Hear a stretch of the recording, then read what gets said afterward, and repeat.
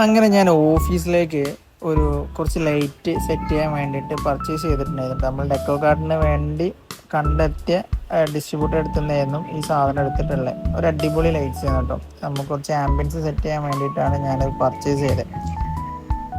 Yellow കളറിലാണ് ഞാനത് purchase ചെയ്തത്. കുറേ കളേഴ്സിൽ അവൈലബിൾ ആണ്. ബ്ലാക്ക്, യെല്ലോ, അതേപോലെ സിൽവർ, ബ്രൗണ്, അങ്ങനെ ഒരുപാട് ടൈപ്പ് ഓഫ് കളേഴ്സ് അവൈലബിൾ ആണ്. ഇത് ആക്ച്വലി ഇതൊക്കെ ഈ ലൈറ്റൊക്കെ യൂസ് ചെയ്യൽ നോർമലി നമ്മളെ വലിയ സലൂണിൽ, അതേപോലെ ഹോട്ടലിൽ, അതേപോലത്തെ ഭയങ്കര ആ ഒരു ലെവലിലാണ് ഇത് യൂസ് ചെയ്യാറ്.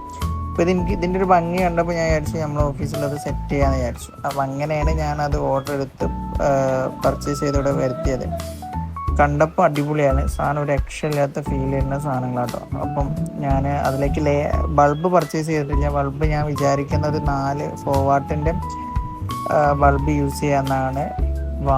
അതും കൂടി കൊടുക്കുമ്പോൾ അത്യാവശ്യം നമുക്ക് നോർമൽ ലൈറ്റ്സിൻ്റെ ആവശ്യം ഉണ്ടാവില്ല. അപ്പോൾ വർക്ക് ചെയ്യാൻ കുറച്ച് ഫീൽ കിട്ടും വിചാരിച്ചിട്ടാണ് ഇത് പർച്ചേസ് ചെയ്തത് തന്നെ. അങ്ങനെ ഞാൻ പർച്ചേസ് ചെയ്ത 6 പീസ് ഞാൻ പർച്ചേസ് ചെയ്തിട്ടുണ്ട്. അപ്പോൾ ഇത് ആർക്കെങ്കിലും ഇത് കണ്ടിട്ട് ഇഷ്ടപ്പെട്ട ആരെങ്കിലും ഉണ്ടെങ്കിൽ എനിക്ക് DM ചെയ്ത് കഴിഞ്ഞാൽ ഞാനത് പർച്ചേസ് ചെയ്യാനുള്ള സൊല്യൂഷൻ പറഞ്ഞുതരാം. അത് കഴിഞ്ഞിട്ട് ഞാൻ നേരെ സബ്കേൻ്റെ ആഡ്സ് റൺ ചെയ്ത കാര്യങ്ങളൊക്കെ നോക്കിയിരുന്നു. ഞാൻ എൻ്റെ ബ്രാൻഡ് അല്ലാതെ വേറൊരു ബ്രാൻഡിന് വീഡിയോ ചെയ്യുന്നത് സബ്കയ്ക്ക് വേണ്ടിയിട്ടായിരുന്നു. സോ അത് ചെക്ക് ചെയ്ത് നോക്കി. അപ്പോൾ ആക്ച്വലി ഞാൻ ഈ വ്ളോഗ് സ്റ്റാർട്ട് ചെയ്യാനുള്ള കാരണം തന്നെ ഇതൊക്കെ തന്നെ കേട്ടോ. നമ്മൾ പുതിയ ബ്രാൻഡ് സ്റ്റാർട്ടാക്കണം, അതേപോലെ അത് ഫേസ് ചെയ്യണം. അപ്പോൾ അതൊക്കെ ഒരു ധൈര്യം കിട്ടാനും കാര്യങ്ങളൊക്കെ ചെയ്യാൻ വേണ്ടിയിട്ടാണ് ഞാൻ ആക്ച്വലി വ്ളോഗ് എന്ന കാര്യം തുടങ്ങിയത് തന്നെ.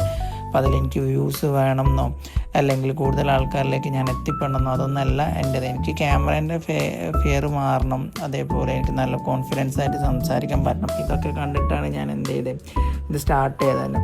അപ്പം അങ്ങനെ ഞാൻ ഇതെല്ലാം നോക്കി നേരെ ഓഫീസിൽ നിന്ന് പുറത്തിറങ്ങി നേരെ ബസ് കയറി.